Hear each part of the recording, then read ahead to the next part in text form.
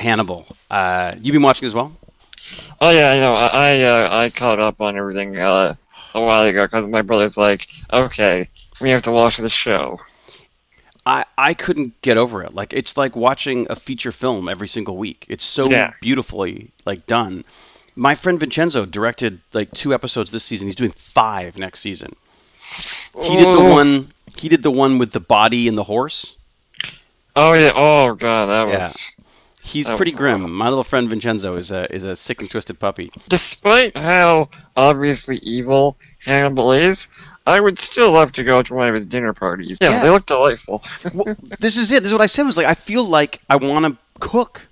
Like I want to go and make things, like generally Oh meaty yeah. things. Well, Vincenzo also said that Mids. I'm going to say this wrong. Mads Mikkelsen, however you say his name, is he says he's just one of the most like attractive men on the planet. Like even men find him attractive. There's just something about him. He's got a great presence to him. Oh, have you ever seen a blooper reel from Hannibal? No, Oh, I just Google that. It's I don't hilarious. know though. I don't know if I want to break that Uh, wall. I feel like oh no, I love it. It's so good because really. it's so serious, and then they just crack up for some reason. It's so good. My problem is sometimes I'll see actors interviewed, like actors I really like, and then when I actually see their interview and them in person, I'm like, and they like ruin the character for me. So Mm. I'm being like a total purist with Hannibal, and I just want to see the show. That's it. Now, the other thing I wanted to ask you about was what do you think about Microsoft buying Minecraft? I mean, I wouldn't be surprised if like the crew from Mojang just started another small studio. Well, they've already gone, right? They've all left. Yeah, pretty much the whole like top team have left. Yeah, So I mean, and not. as long as they don't like really screw it up, I think Microsoft's gonna be like, hey, this Minecraft thing makes so much money. Let's just milk it. It like prints money. My only concern is I feel like I don't know, look. I've been wrong on every. I'm so bad at tech predictions in every way. I bought a Newton. Remember the Newton? You probably don't even remember the Newton. It was like the first handheld computer that Apple put out, and it was a disaster. Oh, I've seen those. Yes, probably in museums. Well, I bought one. The thing I see with Minecraft, my concern with Minecraft is I feel like maybe that it's reached its pinnacle, and now it's going to now it turns into a corporation. I think part of the reason why everyone loved that game so much, and part of the reason why I loved that game so much, was because it was independent. Mm. Because it's like the American dream. Well, it's more like the geek dream. That there's like these a group of little programmers who just wanted to have some fun, made a program, and Yeah, you but I know. feel like two things. One, I think a big part of the geek dream is getting bought out by a huge company. Oh my gosh, yeah, for $2.5 billion. Yeah, Yeah, and no, then totally. Yeah. secondly, Minecraft was so big at this point already that I Mm. think that's one of the reasons they didn't like it because they had to act like a big company because they were. Well, there's this really interesting video that I saw. Did you see this thing? The video that apparently prompted him to leave. To leave it. Let me see if I can tell you the name of it. It's called "This Is Phil Fish," and for people who don't know, Phil Fish is this guy who created this video game called Fez, and Oh yeah, I've heard of this. he's like a cultural icon because he's this developer who developed this incredibly cool little game, this sort of 2.5D type game, and Yeah. really neat sort of odd, quirky take on things. It's a game I've only sort of seen demoed and never actually played it myself. But this video, you should see this video because it's all about basically how the internet culture has separated him from himself, and he's become a celebrity or he's become famous and is thus supposed to act a different way. But at what line does that happen? And Mm. basically, Notch was saying this is the guy who Marcus Peterson, I guess. Pearson, I think. Is it how? What is it? I think it's like Pearson? Is it Pearson? Yeah, I'm terrible at names, as you know. I just call you Q. It's easier. Notch. Notch, yeah, exactly. Notch, was just struggling with. I think, like you said, they become so big. They're a multi-billion-dollar corporation, and these guys weren't. They never signed on for that. They didn't want anything to do with that. Yeah. But I think as long as Microsoft continues to support sort of the online video community in terms of Mm. Minecraft and they don't restrict modding, I think it should be fine.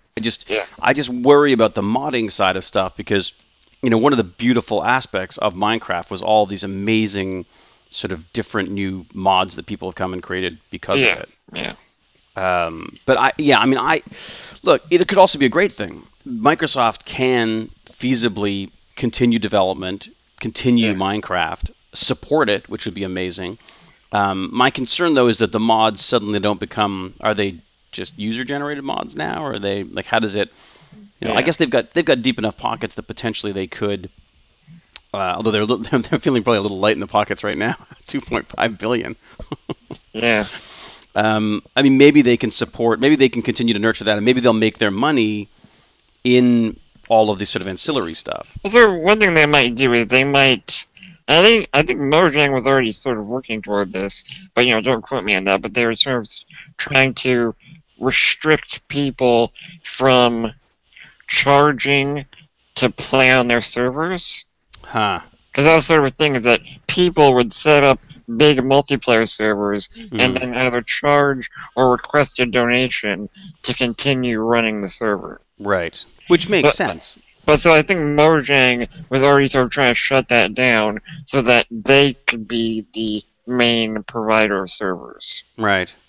Yeah, I know they've set up. They have like their whatever they're called, Minecraft Realms or whatever it is. Yeah, so I mean, I would assume that. Is it Realms? No, Realms might be the game. I get confused. Minecraft Realms, I think, is the sort of server system. And just the way it's taken off on YouTube. I mean, my real sort of my reintroduction to YouTube was done because of my son's interest in StampyLongNose videos. And I can't really play Minecraft for a while. I found a voice command mod, which was, I mean, it was cool, but it didn't work very long because of the game updated. So most of my Minecraft experience is just watching other people. Oh, that's interesting.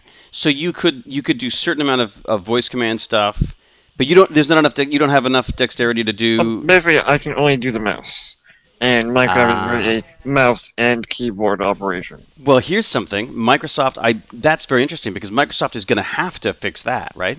Because they're huge on accessibility and maybe, so maybe that's something they can pursue. Yeah, they can come and talk to you for a small fee. They can come and talk to you as a consultant about how they should develop that. Yeah, for a while there was like a voice command mod where it's like go forward and then you start walking forward.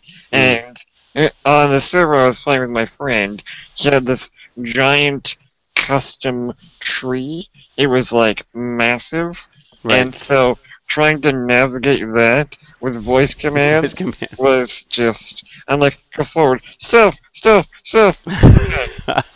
You should definitely do a let's play with that. That sounds like a good. I would, but then the Minecraft updated, and then the mod didn't update. Oh, of course, right. Well, look, I mean, maybe there's that. Look, there's a plus. There's definitely a plus to the Microsoft side of stuff. Is that they can support that kind of stuff. Where I'm sure Mojang wouldn't have had the resources or the interest in doing that. I mean, they're going to want Minecraft accessible to everybody in every form, right? Mojang so far have been with Minecraft been incredibly good about just letting people play. Well, I think if they're smart, I mean, again, this isn't necessarily a good decision, but I think Microsoft would likely squash the sort of server hosting aspect, but try and keep everything else pretty open. That's too bad because I gotta say I really like the server hosting side of stuff. I mean, I wanted to look into it myself just because I love the idea of my kid having a Minecraft server that I know that I have control of. I think you could still do that, but you would do that through the official Minecraft realms or whatever. And then which is great, but they don't do mods though. Well, exactly. So basically, the point being that with Minecraft Realms, you as a server host couldn't request donations from your users, and then you make money off it, and then Minecraft Realms does it. Huh. So, well, unless you're selling server licenses, maybe, or something like that, I guess I'm sure they'll figure out a way of monetizing it any way they possibly can. Well, no, Microsoft will, but I think Mojang wanted to prevent other people from making a lot of money off their servers. Yeah. I guess I worry about it getting this big, and I think what people keep forgetting is how fickle the internet is. I mean, it's just that these things, like, remember MySpace? MySpace was, oh my God, everyone had to have MySpace. There were MySpace books and consultants and all sorts of stuff. Where's that now? I think Justin Timberlake's the only guy on there now. Especially for a video game, Minecraft has lasted a long time. And in some ways, That's it's true. only getting bigger. Hmm. I think, just off the top of my head, I'm subscribed to like several people who basically live off of Minecraft videos. Who do you subscribe to? Who are the guys you like, or ladies? Yogscast, BOO, GenerikB. There's a group called MindCrack. They were server and stuff. Yeah. Yeah, your guys are a little hipper than mine. Mine all talk in kitty voices, and we've got EvanTube and Stampy, obviously, Ballistic Squid. Who's the other? Diamond Minecart, another one. But they're basically, I'm trying to find slightly more kid-friendly stuff. I mean, the funny thing is that, like, I swear like a sailor. I mean, I'm terrible. I swear all the time, and basically say, don't say that to my son. But I believe that culturally it no longer has the impact. My only issue with swearing now is when you're swearing at someone. Like, so I've tried to sort of instill that it's okay to be sort of funny, rude at times. But you just mutter under your breath all their bad words. I mutter all the time. Yeah, I do a lot of muttering. But I'm more of a screamer. I tend to be a little bit more of the shout and rant and rave, and I had one of those mornings this morning where you just get those days where you just. I was gonna say there's days you just don't want to get out of bed, but you have those every day, I imagine. That's most days. But but just those days where you just I sort of found myself sort of faced with the traditional film and television stuff, and I've got a meeting that I wanted to do, and they've pushed it like twice now, and I'm just like, oh my God, and the time it takes you to set up a meeting, you could shoot a show now, don't they realize, Yeah. That's what we're doing. Well, exactly. Yeah, look at this. There you go. So this is what this sort of officially, unofficially is our first Geek Dragon. Should we 25 minutes in, should we introduce what we're doing? You want to be that man? You want to, already you're bound to convention? Come on. Yeah, well, you're right. I don't think it's conventional to introduce halfway through. Exactly. We're already breaking down the walls. Right. And who knows? I mean, I don't even know what we should do with these. Maybe we should do some editing. Maybe we shouldn't. But yes, you're right. Why don't you launch in? Look. First off, I'm going to say Q gets the credit for the name on this for sure. I mean, Geek and Dragon, I think is a great. Yeah, well, so one of your monikers linked to your channel is dGEEK, and I'm one of the many. Dragon. Once I decide on who I am. Yes. Once you resolve your identity crisis. I've got some issues. I'm an actor. What do you expect? I can't commit to one character. So you're dGEEK, etc. Yeah. I'm Qdragon, so Geek and Dragon takes 2 parts of that, and basically it's just us talking incessantly, and hopefully someone will find it interesting. Well, I love the fact that basically we would probably have this conversation anyways. One of the podcasts I listen to is Hello Internet, and it has Brady Heron, who's the guy behind all of those channels, like Numberphile and 60 Symbols. And oh, yeah. And my other I love Numberphile. Yeah, one of my other favorite educational channels, CGP Grey, and they call this, like, the 2 dudes talking genre of podcasts. There you go. Basically That's us. What this is. And I love the fact that Geek and Dragon just makes it sound so much more exciting than it really is for anybody except us. Yeah. Oh, I got another show for you, though. Have you seen The Leftovers? I love Leftovers. Do you? Oh, don't tell me what happens, because I've only watched the first episode. Oh yeah, no, I'm all caught up. It's Peter Berg, who is my hero because he's an actor turned amazing director. Like, I just think his directing, like his pilot, I thought, I wasn't sure about the show, like the premise, and there was a lot of things going on, a lot of people, but I just thought he did an amazing job of sort of pulling it together and sucking me in by the end. Yeah, no, I would keep watching it. It's depressing as all hell. It's really super depressing. But yeah. It's good, but I mean, oh. But what is it with... Okay, I was complaining about this last night, like an old man, because that's what I am. What comedy do you like? What comedy stuff are you liking? I'm trying to think. What do I watch? Like, don't say Silicon Valley. Why? Oh, I hate Silicon. I'm sorry. I am so surprised. So is I everyone. love Everyone. I love Silicon Valley. Hold on, hold on. Hmm. How many episodes did you watch? I watched like 3. Dude, try and power through. Really? The last Okay, that's a T-shirt right there, dude. Try and power through. Dude, like, so, the last episode, I'm not gonna spoil it totally, but it has the greatest dick joke. It's like 10 minutes. Really? It's, it's a work of art. It's so good. All right. I don't know. I think I'm a bit of a prude, and I find I find thing it gets a bit sordid for me. And although to be fair, my friends tried to get me into a show called The IT Crowd, and I watched like 1 episode, and I was like, this is so inane. You got to be kidding me. But as you said, dude, powered on through, and I'm addicted. Like it is just one of the funniest shows. Have you seen it? I mean, no, I haven't seen that. Okay, then you have to see that because I think honestly, it's better. My problem is that that's a standard now that all shows relating to technology have to relate to, and it's also very British, which is just Okay. odd. Also, hold on. Do you watch It's Always Sunny in Philadelphia? I watch them every so often. Yeah, yeah. You have to keep in mind that a lot of my taste in shows relates to how jealous I am of the people involved in them. So like, Well, I mean, Charlie Day, one of the actors, is doing pretty good for himself. So he's amazing. No, he's great. Yeah. I love what they've done. I think they're. I really liked him in Pacific Rim. yeah, no, I really liked him too. But if you can, I would watch it front to back because there's actually a lot of like reoccurring characters and like just little jokes that you don't get unless you watched it all the way through. It's honestly probably one of the best comedies, period. Really? Okay. Yeah. I loved Community. I was a huge fan Oh of yeah, me Community. too. Me too. Because I felt they were somehow they were geeky in the most like loving way. I find like I love. I gotta say I quite like Big Bang Theory as well. I know, I do too. I have a lot of nerds that don't like it. I'm like, but you know, when you're talking to a non-nerdy girl, that's like your wedge. Like, oh, you watch The Big Bang Theory too? I like Right. all of those characters. I see. Okay, I got it. That's good. That's a good point.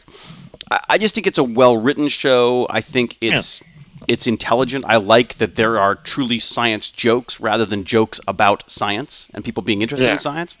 I think that makes a big difference. It's a very fine line between making fun of geeks and nerds and having fun with nerds and geeks, you know? Yeah, oh yeah.